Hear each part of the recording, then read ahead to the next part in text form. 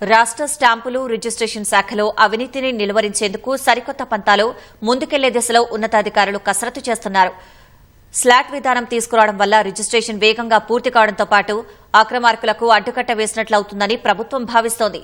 విడతల వారీగా స్టాంపులు రిజిస్ట్రేషన్ల శాఖలో సమూలమైన మార్పులు తీసుకొచ్చేందుకు ప్రభుత్వం చర్యలు తీసుకుంటోంది.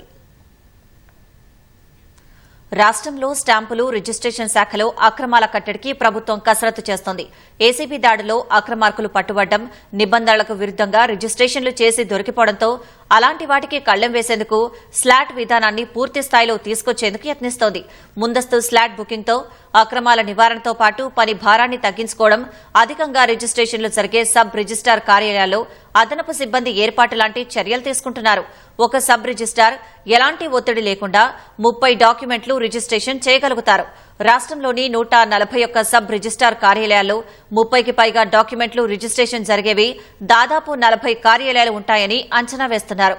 వీటిలో రద్దీని అధిగమించేందుకు అదనపు సిబ్బందిని ఏర్పాటు చేస్తారు.